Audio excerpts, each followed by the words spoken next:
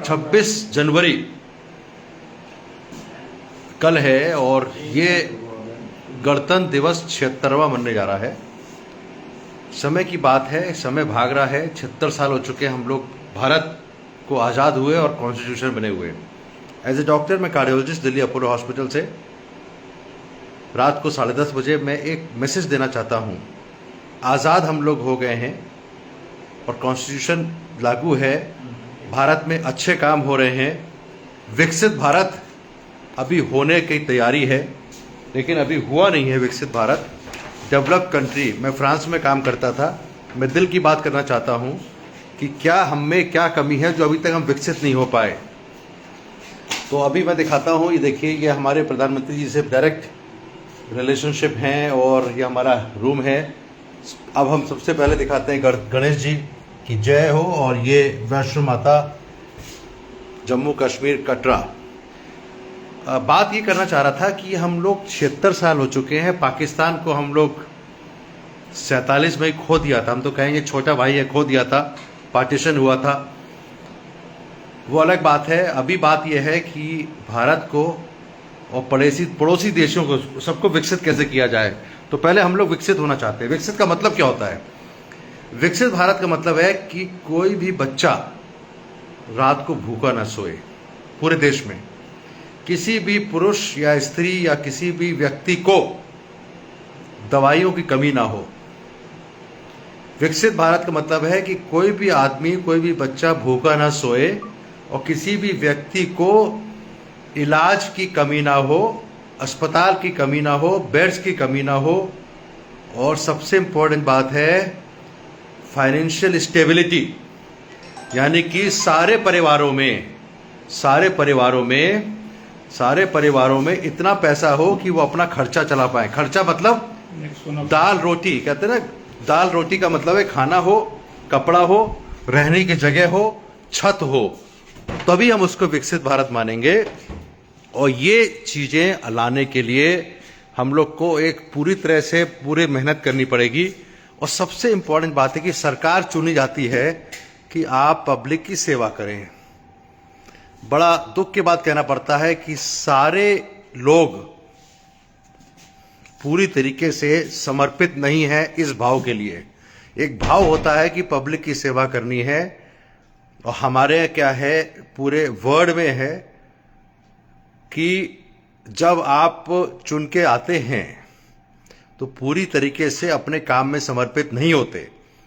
काम का समर्पण मतलब यह है कि अपनी सेवा से ज्यादा देश की सेवा। और देश का मतलब ये थोड़ी कि आप दीवारों की सेवा करेंगे। देश क्या है? देश बना है आदमियों से, स्त्री पुरुष, जो हमारी आबादी है उनकी सेवा करने के लिए ही चुना जाता है।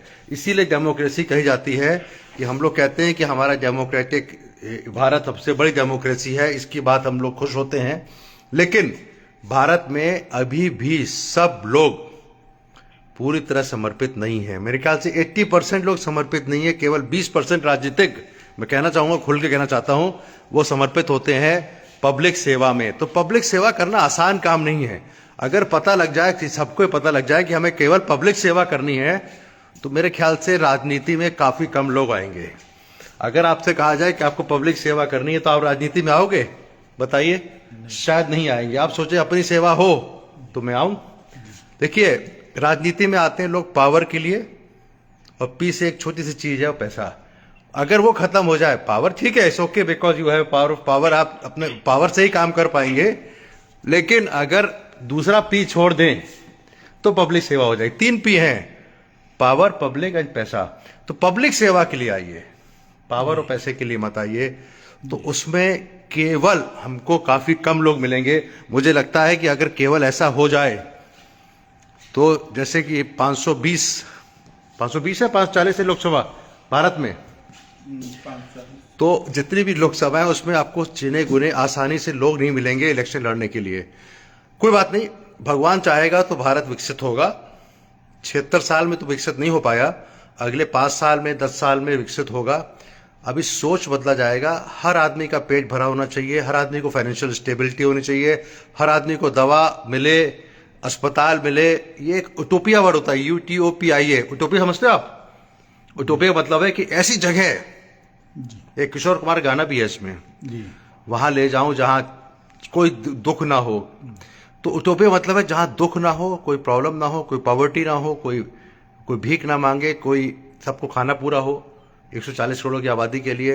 ये तभी हो पाएगा जब हमारे सारे लोगों में अपनी सेवा के अलावा देश की सेवा भी करें, तो ये हो पाएगा। ये होगा जरूर, भगवान चाहेगा तो ये होगा। लेकिन विकसित भारत करने के लिए हमें थोड़ा और प्रयास करना पड़ेगा। हमको, हमारा देश काफी साल तक गुलाम रहा है। जब गुलामी होती है तो जीन्स में चेंजेस आ जाते हैं, तो nobody secure.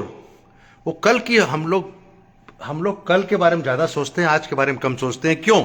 We don't know कि कल क्या होगा। We are not stable, we are not so much stable जितना कि वेस्टर्न वर्ल्ड है। और वेस्टर्न वर्ल्ड में पैसा आया कहां से? ईस्टर्न वर्ल्ड से तो आया, यहीं से तो पैसा क्या है। तो कहना चाहते हैं कि गणतंत्र दिवस अच्छी तरह मनाइए। कार्डियोलॉजिस्ट हूं तो दिल की बात जरूर करूंगा।